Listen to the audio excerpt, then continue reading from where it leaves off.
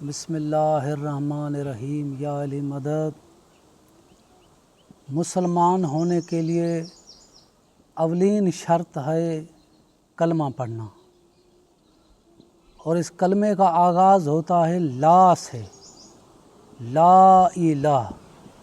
پہلے نفی ہے پھر اثبات ہے، نفی ہٹے گی پھر اثبات ظاہر ہوگا۔ یہ جو نفی ہے یہ غیر خداؤں کی طرف واضح اشارہ ہے، اور مکہ کی سرزمین میں حضور پاک نے اسلام کا آغاز ہی لا الہ سے کیا کہ نہیں ہے کوئی معبود الا اللہ سوائے اللہ کے۔ اور اس کام کے لیے حضور اکیلا نہیں ہے، اللہ نے دو طاقتیں دی ہمارے نبی کو اس لا کی نفی ہٹانے کے لیے، لوگوں کے شرک کو ختم کرنے کے لیے۔ یہ قرآن پاک میں ارشاد ہوتا ہے سورہ ہود کی آیت نمبر 17 میں، افمن کان علی بینۃ من ربہ ویتلوہ شاہد منہ، کیا تم ایسے رسول کا انکار کرو گے جس کو میں نے واضح نشانی مطلب کہ معجزہ اور ایسا گواہ دے کر کے بھیجا ہے جو منی ہے اس سے ہے۔ اب آپ خود اندازہ لگائیں کہ حضور نے منی کہاں بولا ہے۔ کبھی کہتا ہے کہ علی منی، کبھی کہتا ہے فاطمہ منی، کبھی کہتا ہے حسن منی، کبھی کہتا ہے حسین منی۔ اللہ کہتا ہے کہ میں اس رسول کو دو طاقتیں دے کر کے بھیجا ہے، ایک معجزہ کی طاقت اور دوسرا منی کی طاقت۔ تم اس رسول کا کیسے انکار کر سکتے ہو؟ پہلے کعبہ ایک کمرہ تھا جو پتھروں سے بھرا پڑا تھا۔ حضور کو حکم تھا کہ یہ جو ان کے جھوٹے خدا ہیں، یہ جو لا ہے یہ نفی ہٹاؤ تو لوگوں کو بات سمجھ میں آئے کہ اللہ کیا ہے۔ حضور پاک کعبہ کے اندر داخل ہوئے، نیچے والے جو بت ہیں وہ خود توڑتا ہے، اس کو گراتا ہے۔ اوپر والے جو بت ہیں، مولا علی مشکل کشا کو کہتا ہے کہ میرے کاندھوں پہ سوار ہو جا، اوپر والے بت گرا دے۔ اب اس پہ تنقید ہوتی ہے، اور حاسد جو لوگ ہیں وہ کہتے ہیں کہ اس لیے علی کو اپنے کاندھوں پہ اٹھایا کہ علی نبوت کا بوجھ نہیں اٹھا سکتا تھا۔ اور یہ بھی تسلیم کرتے ہیں سارے مسلمان کہ حضور ناکہ پہ سواری کرتے تھے، مطلب اونٹنی پہ سواری کرتے تھے۔ اور کچھ مسلمانوں نے یہ بھی لکھا ہے کہ حضور گدھا پہ سواری کرتے تھے، کھچر پہ سواری کرتے تھے۔ اب بڑی شرم کی بات ہے، ایک اونٹنی جانور ہو کر نبوت کا بوجھ اٹھا سکتی ہے، حضور کا بوجھ اٹھا سکتی ہے۔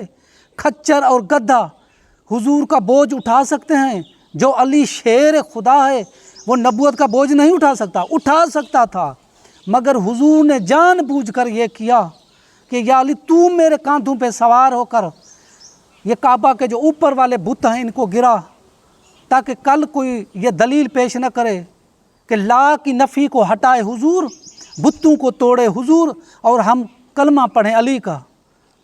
تو علی نے بتوں کو توڑ کر کے حضور کے ساتھ کام کر کے کلمہ میں حصے دار بن گیا۔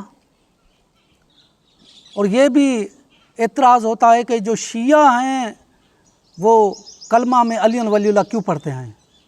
بھائی شیعہ کی بات نہیں ہے، یہ قرآن بھی تو علی ولی اللہ پڑھا ہے، اللہ نے بھی تو علی ولی اللہ پڑھا ہے، رسول نے بھی علی ولی اللہ پڑھا ہے، اور رسول نے اپنے ماں باپ کو قبروں سے اٹھا کر کے علی ولی اللہ پڑھایا ہے۔ اب مولا علی کی زندگی کا جائزہ لیں، تاریخ اٹھا کر کے مولا کی زندگی کا جائزہ لیں۔ میرے مولا علی مشکل کشا کی اکثر زندگی جنگوں میں گزری ہے، اور مولا کے جنگوں یا مولا کی لڑائی کے 3 محاذ ہیں۔ پہلا محاذ ہے توحید، دوسرا محاذ ہے رسالت، تیسرا محاذ ہے ولایت۔ یہ جو مولا نے بدر کی جنگ، احد کی جنگ، خندق کی جنگ، یہ توحید کے محاذ پہ مولا نے جنگیں کی ہے۔ یہ سارے توحید کے منکر تھے، اللہ کے منکر تھے۔ इन जंगों में मेरे मौला अली का जो मौजू था ला इलाहा इल्लल्लाह, वो कहते थे बुत अल्लाह, मेरे मौला ने वहाँ मौजू रखा कि ला इलाहा इल्लल्लाह, नहीं है कोई महबूद अल्लाह के सिवा। इन जंगों में अली का जो मौजू था ला इलाहा इल्लल्लाह। और उसके बाद जो खैबर के यहूदियों से जंग हुई है, जंग खैबर, ये तौहीद के कायल थे, ला इलाहा इल्लल्लाह पढ़ते थे, मूसा कलीमल्लाह पढ़ते थे, हजूर के मुनकर थे। तो जंग खैबर में मेरे मौला अली का मौजू था मोहम्मद रसूलुल्लाह। और उसके बाद जो मौला ने आखिरी महाज पे जंगें की है, जंग जमल, जंग सफ़ीन, जंग नेरवान, इन जंगों में जो मौला के सामने थे वो मुसलमान थे, तौहीद के भी कायल थे, रिसालत के भी कायल थे, विलायत के मुनकर थे। तो इन जंगों में जो मौला का मौजू था कि मैं हक पे हूँ, विलायत मौला का मौजू था। तो अली ने जंग बदर, ओहद, खंदक में फतह हासिल करके ला इलाहा इल्लल्लाह को बुलंद किया, और खैबर में फतह हासिल करके मोहम्मद रसूलुल्लाह को सर बुलंद किया, और जंग जमल, सफ़ीन और नेरवान में फतह हासिल करके अली वलील्लाह को सर बुलंद किया। मेरे मौला अली मुश्किल कुशा की सारी ज़िंदगी कलमा की हिफाजत में गुजरी है।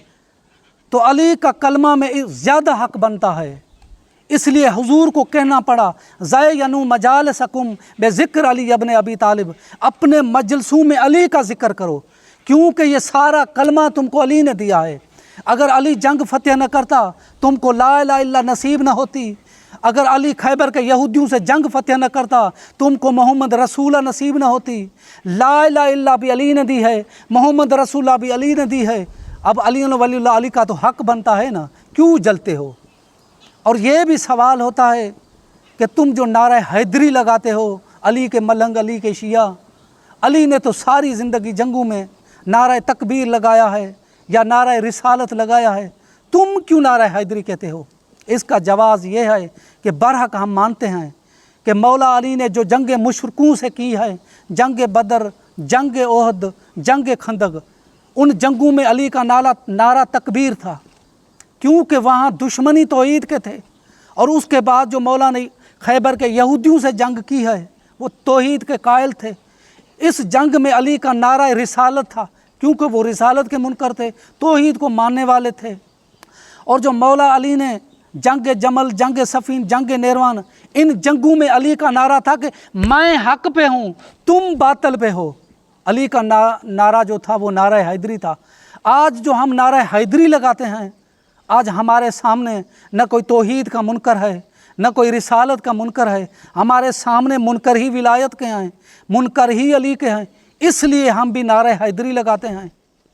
तो ताज्जुब की बात है, तुमको नारा तकबीर किसने सिखाया? ये अली ने जंगों में नारा मारा है, अली से तुमने सीखा है। तुमको नारा रिसालत किसने सिखाया?